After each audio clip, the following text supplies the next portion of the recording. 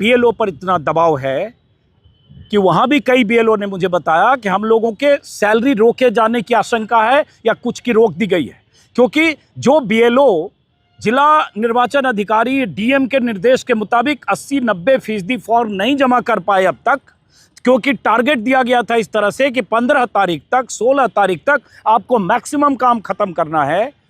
वो मुख्य चुनाव आयुक्त जो ज्ञानेश कुमार दिल्ली में बैठे थे, उनके स्तर पर ये बिहार में हर जिला निर्वाचन अधिकारी को ये ऑर्डर है और इसलिए वो नीचे वाले बीएलओ को ये टारगेट था। तो जो बीएलओ ये फर्जीवाड़ा नहीं कर रहे हैं या जो बीएलओ फर्जीवाड़ा करके इस रफ्तार से नहीं बढ़ा पा रहे हैं, इनॉमिनेशन फॉर्म को अपलोड नहीं कर पा रहे, उनकी सैलरी रोकी जा रही है। कल ही मैं बेगूसराय में था, वहाँ पता चला कि 190 बीएलओ की सैलरी रोक दी गई। 190 बीएलओ की इसलिए सैलरी रोक दी गई कि उनकी रफ्तार 50% से कम थी। मतलब उन पर दबाव ये था कि अब तक आपने 60%, 90%, 80% क्यों नहीं किया। और बेगूसराय में ये भी हुआ, वो कल के वीडियो में मैंने दिखाया था। बीरपुर में एक ब्लॉक है, वहाँ कई ऐसे बूथ हैं जहाँ 98-99% जमा हो गए। एक बूथ ऐसा भी है शायद 99% नहीं 100%, वहाँ 100% फॉर्म जमा हो गया बिना वोटर के गए। वोटर को पता ही नहीं है। कुछ जगह बीएलओ वोटर को कह देते हैं, जब वोटर पूछता मेरा फॉर्म कहाँ है, बीएलओ कह देते आप आराम से बैठिए, आपका काम हो गया।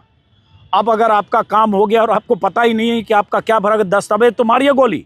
चुनाव आयोग ने जो बड़ी बड़ी बातें की, ऐसे ऐसे दस्तावेज जो बिहार में लाखों लोगों के पास नहीं होगा, और उसके खिलाफ ही सुप्रीम कोर्ट में सुनवाई के लिए 10 याचिकाएं दायर की गई। चुनाव आयोग मानने को तैयार नहीं। सुप्रीम कोर्ट में भी दलील दी गई चुनाव आयोग की तरफ से। चुनाव आयोग को सुप्रीम कोर्ट ने कहा कि आप कंसीडर कीजिए आधार कार्ड, वोटर कार्ड और राशन कार्ड। उस पर चुनाव आयोग का कोई जवाब नहीं है। जवाब जब होगा तो होगा, लेकिन कहाँ वो दस्तावेजों की बात और कहाँ ये फर्जी फॉर्म, कहाँ ये बोगस दस्तखत। बीएलओ दस्तखत कर रहे हैं 100-200 लोगों के। और इस तरह की स्टोरी अगर मैं करता हूं बलिया में, स्क्रीन पर वो कैद होता है, वीडियो पब्लिश होता है, मेरे खिलाफ एफआईआर होती है।